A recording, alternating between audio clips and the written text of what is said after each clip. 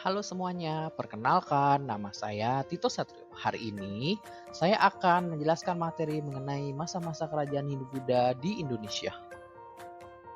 Masuk dan berkembangnya agama Hindu-Buddha ke Indonesia membawa perubahan kehidupan bagi masyarakat Indonesia. Yang pertama, semula belum mengenal tulisan, menjadi mengenal tulisan. Yang kedua, semula hanya mengenal dan menganut kepercayaan animisme dinamisme, kemudian mengenal dan menganut agama dan kebudayaan Hindu-Buddha. Kemudian yang terakhir, semula hanya mengenal sistem kesukuan dengan kepala suku sebagai pemimpinnya, menjadi mengenal dan menganut sistem pemerintahan kerajaan dengan corak Hindu-Buddha. Dengan demikian, ternyata masuknya Hindu-Buddha membawa perubahan yang cukup signifikan di dalam kehidupan masyarakat Indonesia di masa lalu.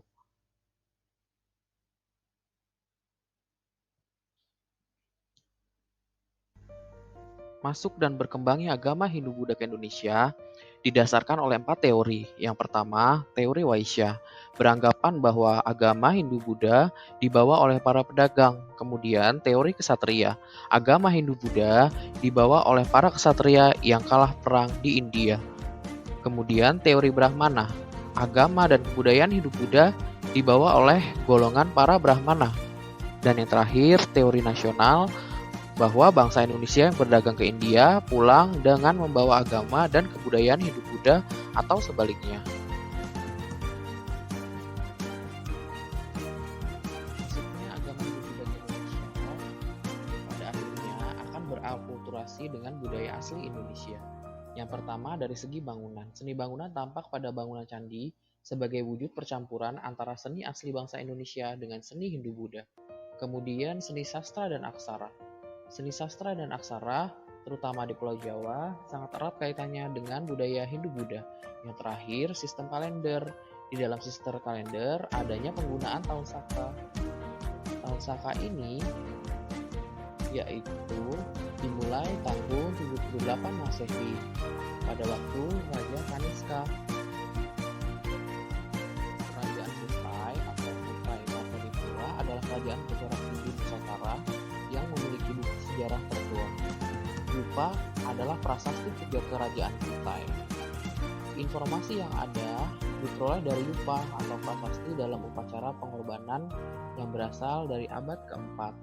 Ada 7 buah Yupa yang menjadi sumber utama bagi para ahli dalam menginterpretasikan sejarah kerajaan Kutai. Yupa adalah tugu batu yang berfungsi sebagai tugu peringatan yang dibuat oleh para Brahmana atas kedermawanan Raja Mulawarna. Nah, selanjutnya yaitu Kerajaan Tarumanegara. Kerajaan Tarumanegara biasa dikenal dengan Kerajaan Taruma. Adalah sebuah kerajaan yang pernah berkuasa di wilayah barat Pulau Jawa pada abad keempat hingga abad ke-7 Masehi. Taruma merupakan salah satu kerajaan tertua di Nusantara yang meninggalkan catatan sejarah. Dalam catatan sejarah dan peninggalan artefak di sekitar lokasi kerajaan, terlihat bahwa pada saat itu Kerajaan Taruma adalah kerajaan Hindu beraliran Muslim. Bukti keberadaan Kerajaan Taruma diketahui dengan 7 buah prasasti batu yang ditemukan 5 di Bogor, 1 di Jakarta, dan 1 di Lebak, Banten. Dari prasasti diketahui bahwa kerajaan dipimpin oleh Raja Diraja Guru Jaya Singawarman pada tahun 358 Masehi. Selanjutnya Kerajaan Mataram Kuno. Kerajaan Mataram Kuno atau biasa disebut dengan Kerajaan Medang atau Kerajaan Mataram Hindu adalah nama sebuah kerajaan yang berdiri di Jawa Tengah pada abad ke-8, kemudian berpindah ke Jawa Timur pada abad ke-10. Para raja kerajaan ini banyak meninggalkan bukti sejarah berupa prasasti-prasasti yang tersebar di Jawa Tengah dan Jawa Timur, serta membangun banyak candi, baik bercorak Hindu maupun bercorak Buddha. Beberapa prasasti ditemukan yaitu prasasti Mantyasi, kemudian prasasti Canggal, dan prasasti lainnya.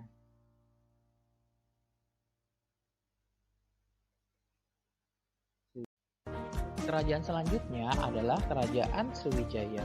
Kerajaan Sriwijaya adalah salah satu kemaharajaan bahari yang pernah berdiri di Pulau Sumatera dan banyak memberi pengaruh di Nusantara dengan daerah kekuasaan membentang dari Kamboja, Thailand Selatan, Semenanjung Malaya, Sumatera, Jawa, dan pesisir Kalimantan.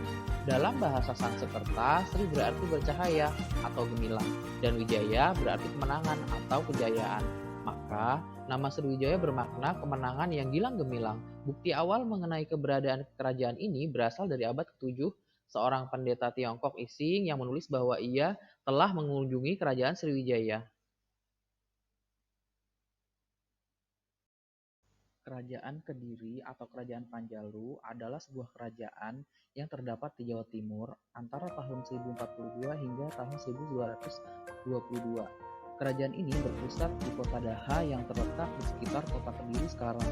Masa-masa awal Kerajaan Panjalu atau Kediri tidak banyak diketahui. Prasasti Turun Hyang II yang diterbitkan Kerajaan Janggala hanya memberitakan adanya perang saudara antara kedua kerajaan sepeninggal Airlangga. Sejarah Kerajaan Panjalu mulai diketahui dengan adanya prasasti Sirah Genting atas nama Sri Jayawarsa. Selanjutnya yaitu Kerajaan Singasari. Kerajaan Singasari atau sering pula ditulis Singasari atau Singosari adalah sebuah kerajaan di Jawa Timur yang didirikan oleh Ken Arok pada tahun 1222. Lokasi kerajaan ini sekarang diperkirakan berada di daerah Singosari, Malang. Wangsa Rajasa yang didirikan oleh Ken Arok, keluarga kerajaan ini menjadi penguasa Singasari dan berlanjut pada kerajaan Majapahit. Terdapat perbedaan antara para raton dengan negara Kertagama dalam menyebutkan urutan Raja Singasari.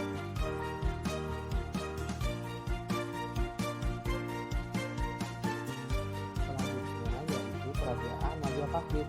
Majapahit adalah sebuah kerajaan yang berpusat di Jawa Timur Indonesia yang pernah berdiri sekitar tahun 1293 hingga 1500 Masehi. Kerajaan ini mencapai puncak kejayaannya menjadi kemaharajaan raja yang menguasai wilayah yang luas di Nusantara pada masa kekuasaan Hayam Wuruk yang berkuasa dari tahun 1350 hingga 1389. Kerajaan Majapahit adalah kerajaan Hindu Buddha terakhir yang menguasai Nusantara dan dianggap sebagai salah satu negara terbesar dalam sejarah Indonesia.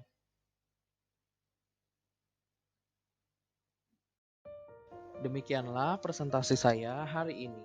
Terima kasih sudah menyaksikan video ini. Jika kalian ada pertanyaan atau komentar, silakan tulis komentar kalian di kolom komentar.